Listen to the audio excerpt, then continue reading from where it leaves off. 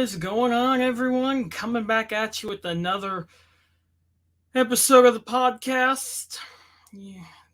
Big Game Hunter, your one-stop shop for everything OKPreps. So, week 0 of football season is upon us. We have got some interesting matchups to go over, but I think we will start with where I will be at on Friday. Oh, I'm going to put that on mute real quick. I realized my phone was going off there. So, Washington and Vian will probably, in my opinion, that matchup will be a potential state championship preview, and I will be in Vian for that one on Friday night. And I did a little bit of digging on it and kind of looking at the key matchups to watch, and I put this together earlier this afternoon. So, AP poll ranking in the first one, the Warriors come in at number 1, the Wolverines come in at number 4. Now, this quarterback matchup, I watched the QB matchup in this one. As you can see, both QBs had pretty good passing stats. Diego Ramos, 27 touchdowns for 1,500 yards. Well, it was around 1,500 yards, but close enough. And then Major Cantrell for Washington, 2,500 yards for 33 touchdowns. But now here's where the running back matchup gets a little interesting. Cole Scott for the Warriors ran for 1,900 yards and 31 touchdowns, where Deshaun Mays for Vian rushed for 1,700 yards and 27 touchdowns. So, similar stats in a way. I think it's going to be an interesting one to watch. Now, one thing I would watch for Washington would be the tight ends. Of course, they bring Nate Roberts back, and then they got Case Alexander, son of former OU and NFL tight end Steven Alexander. And then for Vian, of course, I've said Mays at running back, but I would watch Mason Wright as well. I believe he is a freshman, and I expect him to get a lot of carries. And if he is as advertised, I could possibly see him rushing for 1,000 yards or more as a freshman.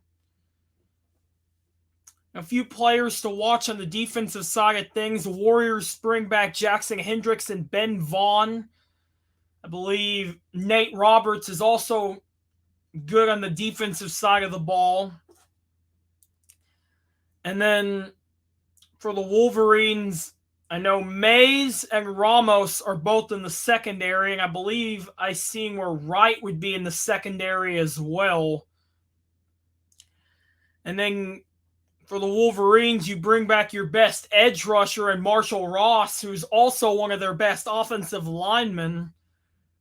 And then also in the secondary, you got Gage Carlton and Michael Polkat back. Actually, I think one of them's a freshman as well. So, young pieces for both teams. But like I said, I think that QB and running back matchup's going to be something to watch. This is kind of why I pointed it out in this graphic right here.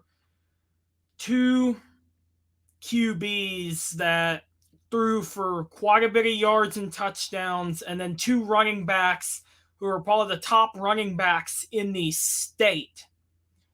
So that's what we're looking at for that game. And like I said, I will be on scene in Vian on Friday night. Might even have some highlights coming at you for that one. Should be a good one all around. So, like I said, this will probably be the biggest matchup I've got so far. And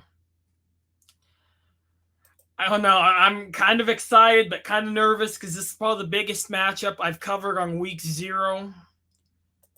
But while we're on the topic of week 0, let's go ahead and take a look at some other matchups ahead of the action. Oh, if I can pull it up.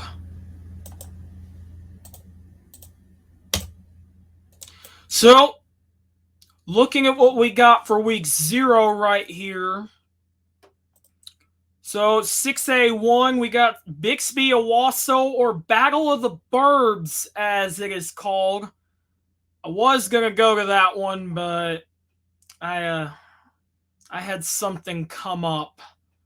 Then we got Southmore at Putnam City North, Westmore at Union, Muskogee at Enid, Moore at Edmond Memorial, and Jenks at Edmond Santa Fe. Yeah, I'm actually interested to see how Edmond Memorial is going to look this year. I was listening to Mark Rogers' show on the Sports Animal earlier, and he had Logan Thomas on, and sounds like Memorial is going to be improved this year. I know they were 1-9 a year ago, and it was his first year, but from what I was listening to on Mark Rogers' show earlier, and from what I've heard in the preseason, it's looking like Memorial could possibly be in the picture this year. Bixby Owasso, like I said, Battle of the Burbs, that is going to be played at Chapman Stadium in Tulsa. My mind threw a blank there. I don't really know a lot on the rest of these matchups. I know I need to catch a Union game, but I know if all goes as planned, I should have Union at Mustang on week 7 when I'm already in town for Fast Pit State Tournament, but that's another topic for another day. Moving to 6A2, got a couple good ones on here. We got Choctaw at Dell City, Bishop McGinnis at Putnam City, Sand Springs at Sapulpa. Highway 97 rivalry is always a good one. And then Guthrie at Ponca City. So, Choctaw and Dell City will be an interesting one. I don't know a lot on Dell City offensively, but defensively, I know they've got probably what's one of the best defenses in the state. And Choctaw, I know they got Steele Wassel at quarterback, and they got weapons all around. And then moving to 5A, got quite a few good ones on here. See, we got Piedmont at Noble, Broken Bow at McAllister, Sand Springs at Sapulpa. I already named that one, but that's the Highway 97 rivalry. We got Eisenhower at Ardmore, Bishop Pogo at Bishop Kelly, Altus at Elk City, Lawton Mac at John Marshall, Carl Albert at Coweta, Shakota at East Central, Chickasha at El Reno. I think Carl Albert at Coweta might be the game of the week. And that is a rematch of the quarterfinals from a year ago where Carl Albert narrowly defeated Coweta by the score of 14-7. Could be a potential postseason matchup. Pogo at Bishop Kelly, I don't know a lot about.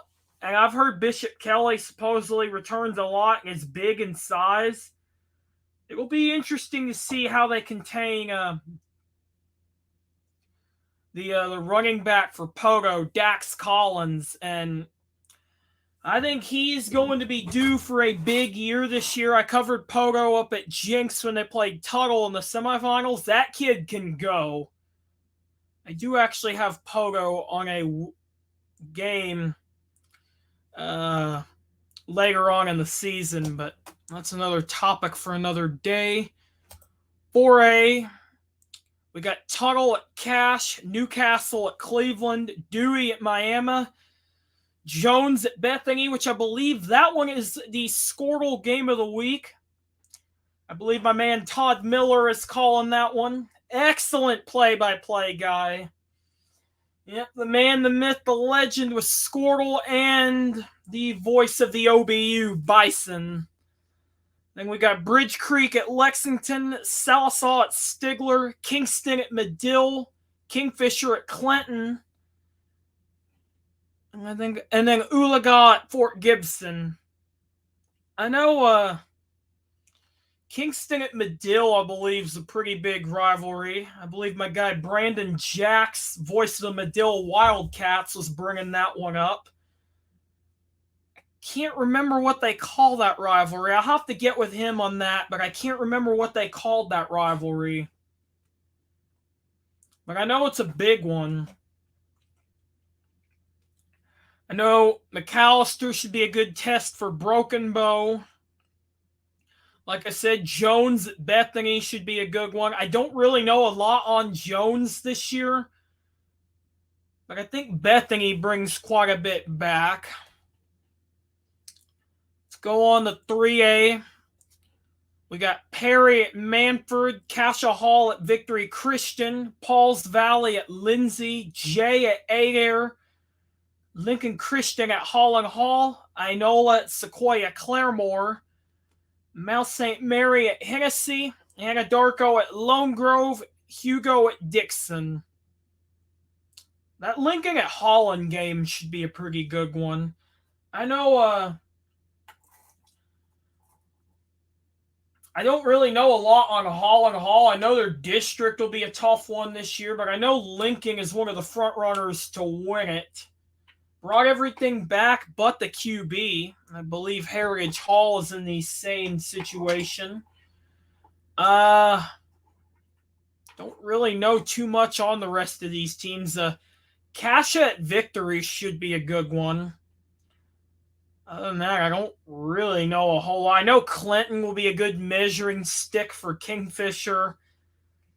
Anadarko at Lone Grove. I know both teams have a few pieces coming back and should be a good one. Going on to 2A, we got Gentry, Arkansas at Westville, Purcell at Alva, OCS at Christian Heritage, Prague at Luther, Wellington, Texas at Frederick, Valiant at Marietta, Heavener at Pecola, Washington at Vian, which I just talked about that one. I will be on scene for that one.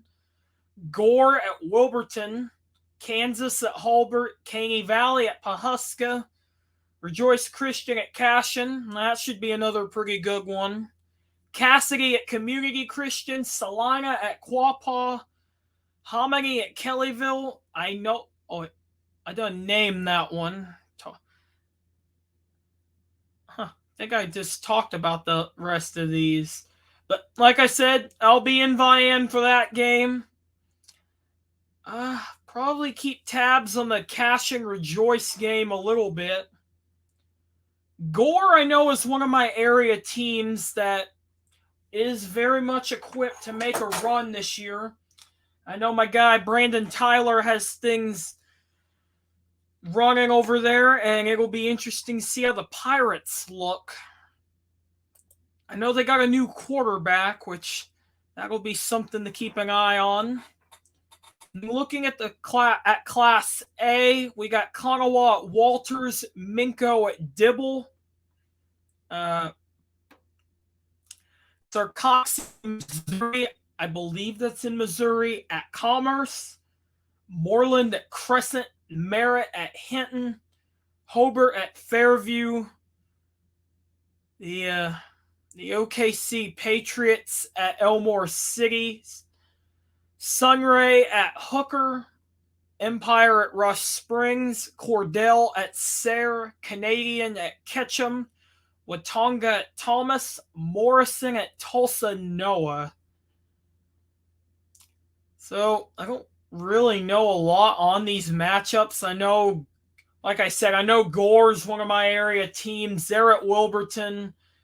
Watonga at Thomas should be an interesting one, but I've heard Watonga graduated heavy and Thomas is pretty young.